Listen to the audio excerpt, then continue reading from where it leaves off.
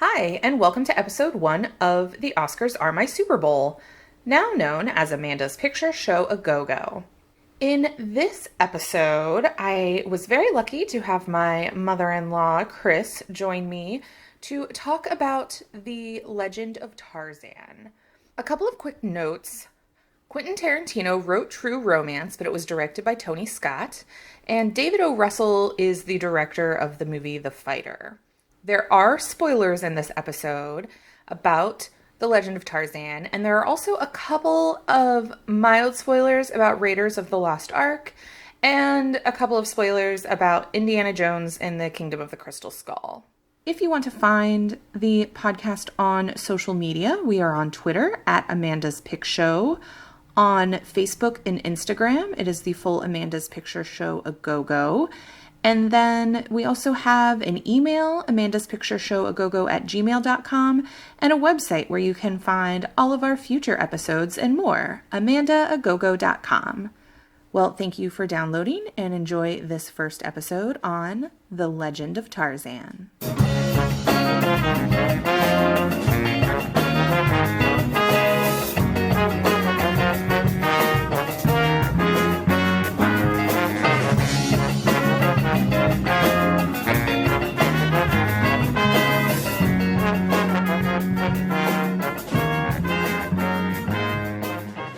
So my name is Amanda, and this is my podcast, The Oscars Are My Super Bowl.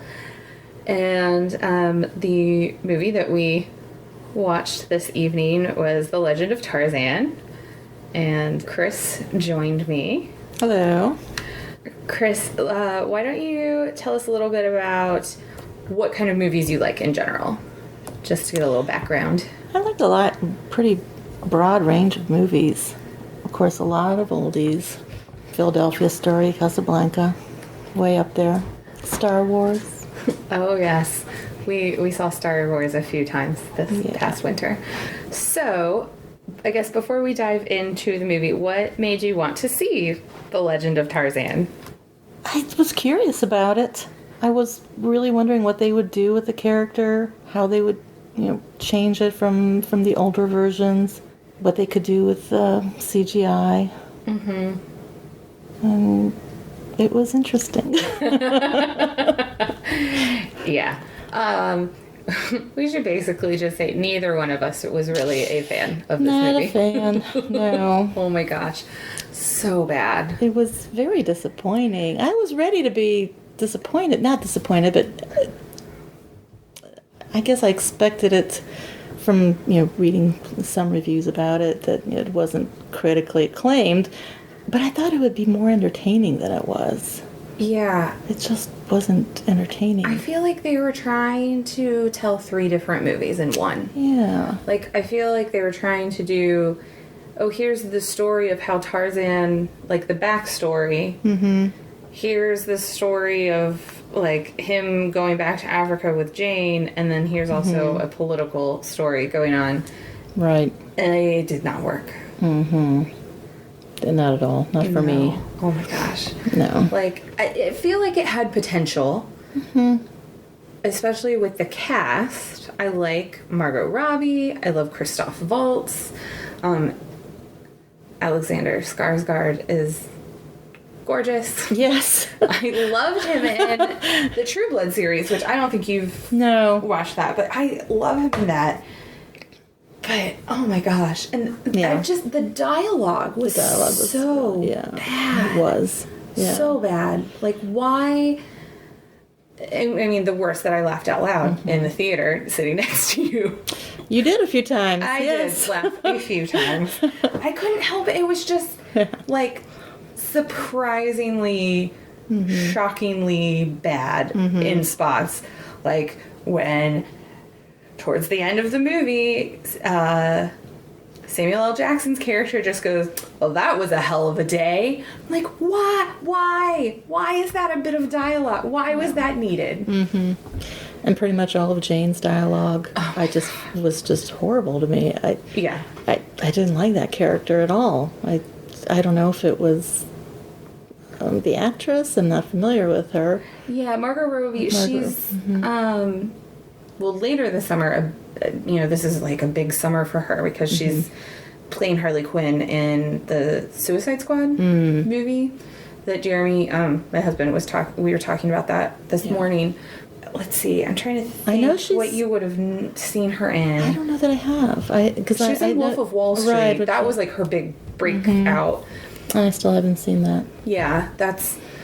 Jeremy and I really liked that movie. I like Scorsese, though. And then she was in Whiskey Tango Foxtrot earlier this year in the spring, which I didn't think you saw. I saw it at the Dollar Theater with Pam. Yeah, I haven't seen that either. And I enjoyed her in that.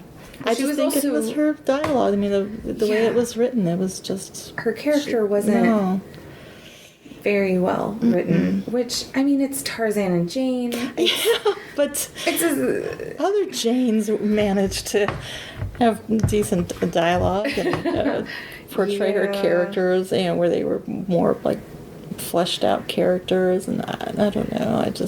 I mean, she does spend most of the movie chained to a boat. Yes, chained to a boat. Yeah. Yes, or chained to other people or things, and being dragged and.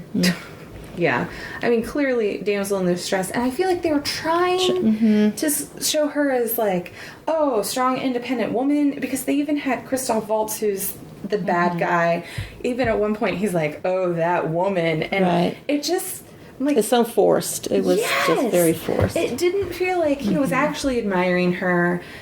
It felt like the dinner scene with the two of them kept making me think of Raiders of the Lost Ark. I thought of that too. Karen Allen's character is, doing the dinner scene, and there's like the sexual tension from like the bad guy Nazi, and not Nazis because this was the 1880s, but it was, it's also Christoph Waltz, which you can't think of without thinking of him playing exactly the Nazi villain in Inglourious Bastards. And so, there's even like she's taking a knife, just like in Raiders of the Lost Ark, but it was so flat. There was nothing like, oh, okay, put these two together, maybe there will be some sort of witty banter. Not really. No. I didn't get it at all from the, Mostly like, my husband will come. Yes. And how many times did she say that? I don't know if I'm just imagining that, but I felt like that same line was in there so often. Yeah. It's like, okay, we know he's coming. We get, because every scene that you're not in is his coming for you. Yeah. And I'm pretty sure that, like, that was also the whole point of them taking her, was to lure Tarzan to them. So, that was like some of the exposition for the audience's sake, quote unquote, just was stupid to me. And the way, did you see Batman versus Superman? I haven't yet. No. Okay. I mean, this isn't spoiling anything for it, but throughout the whole, like, opening credit sequence, there's the backstory of Batman told again. And I felt, and when I saw that movie with my husband, Jeremy, I felt like, we all know this story. We don't need that exposition again. Right. And the payoff for it later was just ridiculous. And so I kind of felt the same way with this movie. There was exposition that just kind of seemed to be there. Like, yeah, we get it. Tarzan's coming to save you. Call him John, not Tarzan. And maybe that kept making me think of like Frankenstein, not Frankenstein. Okay, we get it. He doesn't want to be called Tarzan. Right. He's John. Yeah, we know. He's Lord Greystoke. We've all seen that movie. A better movie from the 80s. Yeah, I don't think... like, unlike that movie, I don't think this will be up even for... like a special effects Oscar or anything. I don't think so. I really would hope not. No. Well, that's you. What did you think about the special effects? Because you said something right at the end of the movie. Oh, I thought they were horrible. Just unbelievable. Just so unbelievable. I think what I was expecting was an action adventure movie. Sure, totally unbelievable, but more along the lines of like the Mummy movies. I was thinking something like that. Where yes, you have to suspend belief but this was just so bad. Well, there were times where, Tarzan and William, so Alexander Skarsgård and Samuel L. Jackson, are standing together in the jungle, and they didn't even do any sort of set dressing to make it look like they were actually standing in a jungle. You could tell it was green screen. Right. Like, so badly done green screen. Yeah. I don't know what they were hoping to achieve with the type of swinging that was going on. It's like, really? I was like, yes, like a superpower swinging? I don't know. Spider-Man, Tarzan, almost. I do wonder. That's an interesting point, because clearly I think they were trying to get because there wasn't anything, overly sexual in this movie or overly violent either. So, I should probably check if it was even rated PG-13, because it seemed to come across very PG. PG-13. It was PG-13. Okay. But, the swinging, that's a good point. It was like trying to get kids to be like, oh, look, he swings like Spider-Man, because he would like grab people off of trains and things like Spider-Man grabs people. But it also, with the special effects, like CGI again, it was not as bad as Indiana Jones and the Crystal Skull when they're swinging. True. Not that bad. Yeah. But not that much better. Well, I don't know. I'd have to pretty much put this. Yeah, you do think I think this is that bad. Yeah. Yeah. Well, I guess it would be interesting to see, like, those scenes from Crystal Skull where they're swinging with the monkeys and put it next to Tarzan with the apes. That would be an interesting side-by-side view. Probably, I'm sure there will be a YouTube jump cut of that at some point. Oh my gosh. Well, and then, okay, so PG-13, I mentioned nothing overtly sexual. The only quote-unquote sex scene, which was basically they just make out and then wake up in bed. Right. But their flirtation was him doing mating calls. Oh, that was just hokey. It was so, like, just uncomfortable. And especially because it wasn't just like, oh, ha ha. Like, it was like, clearly this was their foreplay. Is he, like, does various animal mating calls? So gross. Yeah, and then to tie that back in when he's, like, besting the bad guy at the end made it weirder. I don't understand. Yeah, that was just very strange. It was hard for me not to laugh during that part. I laughed at the Samuel L. Jackson line. I did laugh when he burst the necklace with his... You did laugh out loud at that. Flexing his neck to escape from the bad guy. Was like, check it out. Bam! I have a powerful neck. When the crocodiles were swimming into the boat, I thought they were going to come and somehow rescue him from the necklace. I was trying to figure out, like, from... are they going to use their teeth to cut the necklace? I was waiting for it to be even worse than it was, but that was bad enough. He just popped it with his neck. Okay. Again, Crystal Skull, it reminded me of, like, when the alien just, like, defeats them by, like, popping its head towards Kate Blanchett. It's just like, because I laughed out loud in that movie in the theater when that happened. But at that, I was one of, like, 3 people in the theater. There were surprisingly more people, because for the amount of reviews, there were a few people in the theater. Yeah. The teenage girls behind us seemed to find it as funny as I did. Right, yes. Oh, another part that I laughed at, which I think, again, was an example of a bad CGI, was when they were doing a flashback to when Tarzan and Jane first met, and it's the first time, like... Oh, young Tarzan. Yes, young Tarzan. It's the first time Jane sees him, and he, like, pops up out of the bushes. It was, like, weird, soft lighting. Like, it felt like, oh, did you do the old Vaseline on the lens trick? Or... That was a totally different actor playing young Tarzan, which, I don't know, the whole thing threw me off. I just didn't Okay, so find any chemistry between them. I just didn't. No. There just was no great. Every time they kissed, it was just like, Yeah. all right, Yeah. they're being forced to do this for the money. Yes. And actually, I felt like that's how all the main characters were acting. Like, I'm in Samuel L. Jackson. That's how he came across to me. He was just phoning it in. That's Jeremy said to me, because he didn't want to do the podcast this time.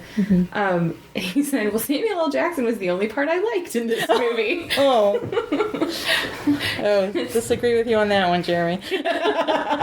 And he can't defend himself. And I'm a huge fan of his, so. Yeah. He did bring up a point. It was interesting that, like, the last few movies that he's seen Samuel L. Jackson in, he's been a veteran of the Civil War, which his character, George Washington Williams, was in this, and then The Hateful Eight, which I know we saw a couple times in the winter.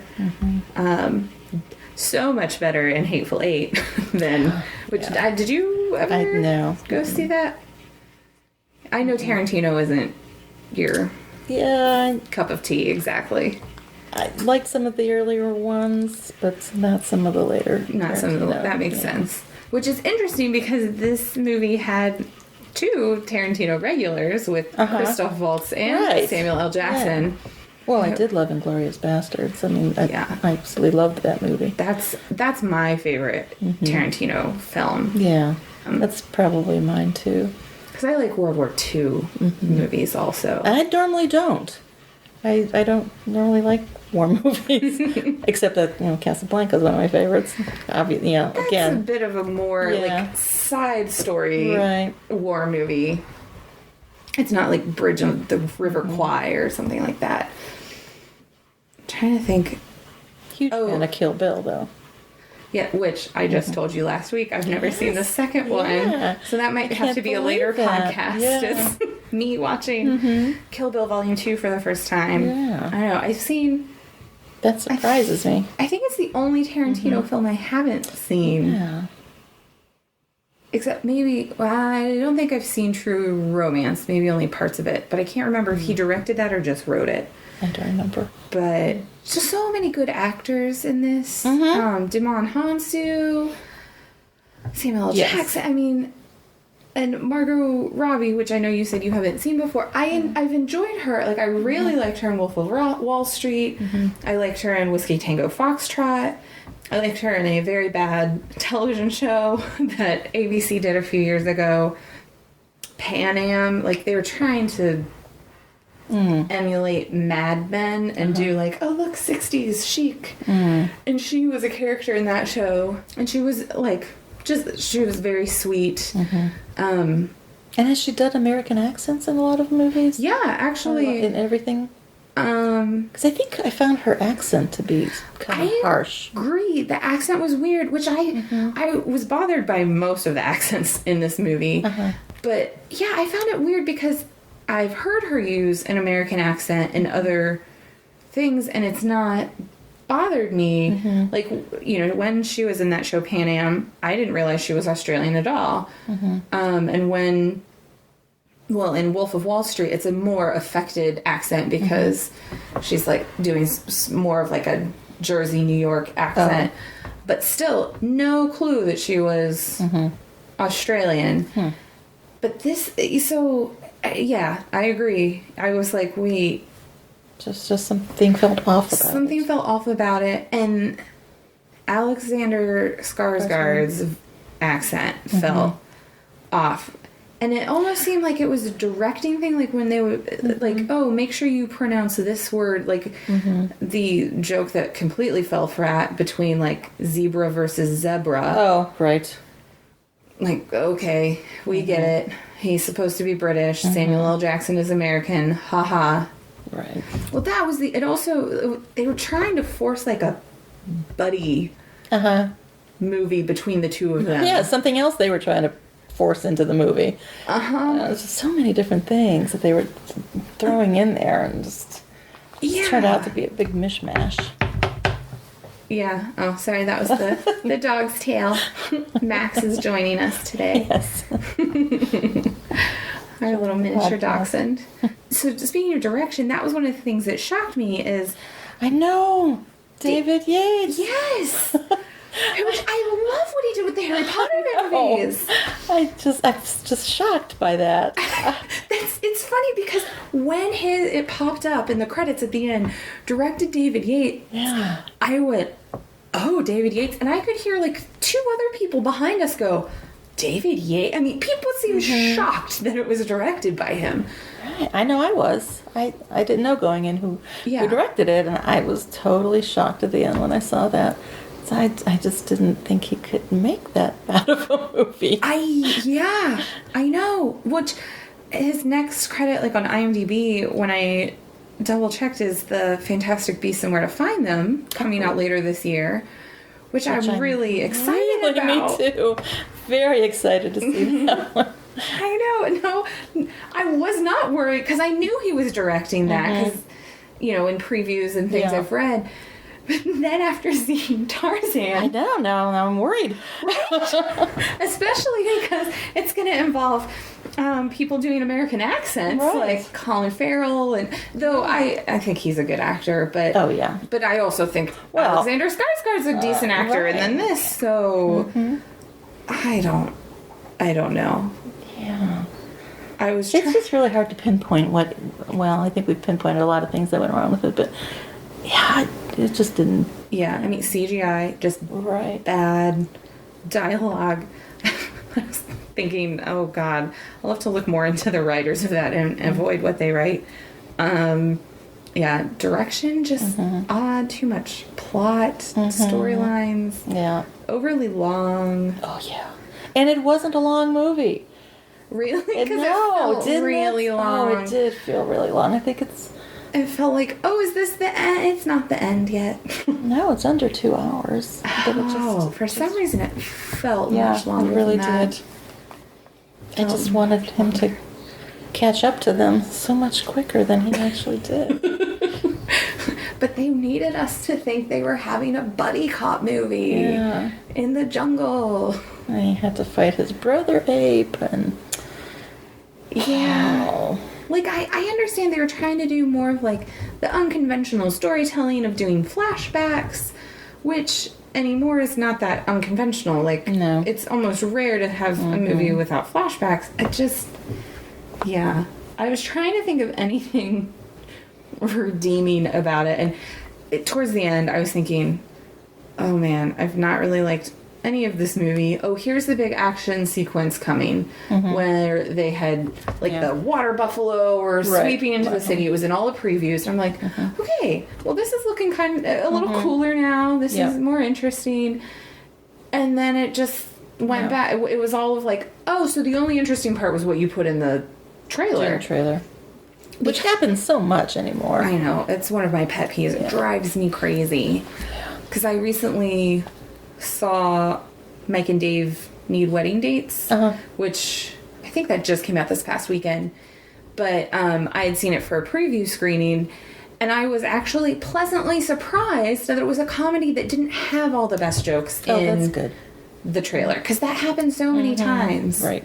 Which is just a disappointing trend, which I've heard interviews, and it's not always the filmmaker's fault. It's the studio. It's the studio, right. They control that. Yeah. Which I guess... in this case, it maybe got some people to go see a bad movie. Yeah, right. Yeah. And that sequence, that was another thing with, like, the chemistry. Of course, Jane is tied to something out over the water buffalo. Oh, right. And he swings to get her. And in the swinging to get her, he's kissing her as he's... Oh, I missed that. Yeah, well, it looked to me like they were kissing as he... like saved her and set her down, and it just seemed threw her. I think he threw her. Yeah, it just seemed excessive and ridiculous. Yes. Well, I don't know that there's much else I can say. I mean, I did like all the actors playing the Congolese. I thought they were all excellent. That's true. They were all very the supporting actors. I thought were really good. Yeah. At the end of the film, my husband turned to me and said, Well, it wasn't quite as bad as Wolfman, which for us is notoriously the worst movie that we've ever seen together in a... Well, I don't know where... Absolute worst. One of the worst movies we've seen together in a theater. I tease him about dragging me to a midnight showing of Jonah Hex. But, don't ever bother. Okay. No. Worse than much worse than... Yeah. Yeah, compared to Jonah Hex, Tarzan looks amazing. And Jane is an incredibly wonderful character compared to the love story in that one. What do you think, Max the dog? Did you like the animals? There weren't any dogs. No. I would have loved all the animals, though. Yeah. Even the animal, like, his interactions with the animals creeped me out a bit a few times. Yeah. I don't know what I was expecting there. It just wasn't what I was expecting. I guess I expected more of a warm, fuzzy feeling with the animals, and that didn't really come up. Well, it did. The elephant scene was nice. I did like that. That's true. Scene. The elephant scene was nice. I was just thinking, like, the lion one was kind of strange. The lion one was awkward. Yeah, and because it was so clearly bad CGI lions, I kept thinking, what was he rubbing his head against in the studio? And, like, I want to see the raw footage of that. So you were really out of the moment in that one. I was really out of the moment. I will admit I was really out of the moment in a lot of this movie. Yeah. And my other pet peeve about this movie was at the opening titles where it said Legend of Tarzan, registered trademark. Yeah. Like, why? We get Star Wars as a registered trademark, but when they put it up on the big marquee, they don't put the little R in the circle. It's probably something tiny and it bothered me and no one else. But it seemed like they were trying to make it into a bigger thing than it's going to be. Yeah, it was disappointing. Yeah. Maybe they were hoping for some toys or merchandising. Oh, I'm sure. They were expecting a lot of tie-in with that. Yeah, I have some friends that work for Toys R Us. I may have to ask if there's been a bunch of merchandising tie-ins with that. Yeah, I don't think this is going to end up with a sequel of any kind. No, I doubt it. Unless it does really well overseas. That's how they have so many Ice Age movies. Because we saw that preview. Oh, yeah. Right. Yeah. Which didn't look good to me. Nope. No. Even my sister, because Ice Age was a little past my prime, but my little sisters, who were 10 and 15 years younger than me, really enjoyed Ice Age. And I loved it. I thought it was really good. Yeah. I mean, the first one is cute, but they went on and they watched some of the later ones too, like the second and third, but I was with one of my sisters the other day, and they were like, oh my gosh, another Ice Age movie? They just need to stop. And this was coming from a kid who would watch it all the time when they were little, when they're just like, and I'm done. It's bad. But it's because they did so well overseas that they got multiple sequels. Other places. Yeah, you never know. I've heard that might happen with the Warcraft movie. I haven't seen it yet, but I didn't really have a desire to see that. I even got free tickets for that and skipped out. Oh, wow. I know. I probably should have gone, but but speaking of previews, were there any of the previews we saw tonight that looked actually intriguing? The new Jason Bourne movie looked good. Yeah. I thought Matt Damon He looked good. Really good in that. Yeah. I'm looking forward to seeing that one. I might have to wait and see that one at home. Because the director's Paul Greengrass and he does shaky camera. And it always makes me sick. Speaking of camera work, there were a couple of times in Tarzan where they were like spinning the camera, like doing full circle, when there really was, I didn't see any point to doing it, and it was distracting. I don't know what was going on there. Trying to distract us from how bad the dialogue is, maybe?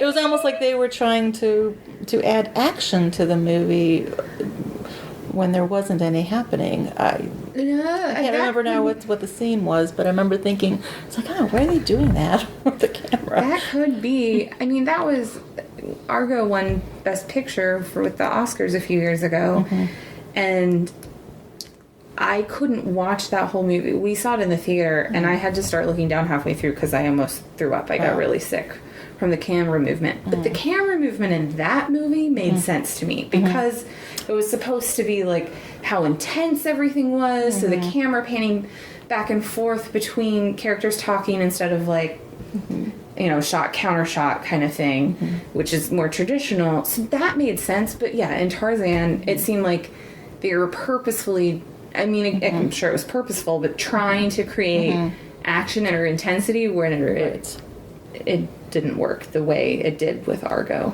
Right. Oh, the Star Trek. New Star Trek. Oh, yes. That was a much better preview than the trailer I saw earlier. Yeah. Which I for some reason, the first trailer, I thought, oh, that... Well, the first trailer I saw, I think, was with you at Star Wars. I think in so. December. Right. And I feel like whoever cut the preview was trying to go off of the fact that the director, Justin Lin, did Fast and Furious. A lot of blowing up and... Yeah. And the music was like Rage Against the Machine kind of music and very intense. And so it seemed like they were going after like, hey guys, Fast and the Furious. And this one seemed more like, hey guys, it's a Star Trek movie. Right, and they focused on the characters more. Yes. Yeah. Definitely made it more appealing to me. Yeah. So I can't wait to see that one too. Yeah, that's one I know I'll definitely see in the theater. Oh, absolutely. Some of the other ones I thought, oh, I'll wait for the dollar theater on that one. The Sully movie with Tom Hanks. It looked interesting, but probably not one I would rush out to watch. Right, I don't want to pay full price for that. Though Tom Hanks usually puts in a wonderful performance. Yeah, he's great. I was thinking about, he's in a mode of playing like hero captains between Captain Phillips and now Sully. I mean, I thought of that too. One's a ship and one's a plane, but it's still... He's going to be the go-to guy for captains. Oh, I'm sure there's going to be some sort of I'm the captain now joke when that movie comes out. I'm anticipating it now. I'm trying to remember what other previews we saw. War Dogs with Jonah Hill. Oh, yeah. And Miles Teller. Oh, wait on that one. There's a boxing one. Yes. But I'm not into boxing movies. No, me neither. The only time I ever see them is if they're nominated for an Oscar, which is how I saw Creed this last season, and The Fighter a few years ago, which was a decent movie, but I like that director too. All right, I think we've run out of things to talk about Tarzan. I think so. Sad. So bad. So yeah, if I were giving this a grade, it would be a D. Yeah, I'd have to agree. Sometimes it's like, oh, there was this good thing, and basically we're like, there were some super supporting actors that were okay. Yep. And that's about it. So A to you guys, D to everything else. Correct. All right. Join us for more movie review things at a later time. All right. Bye.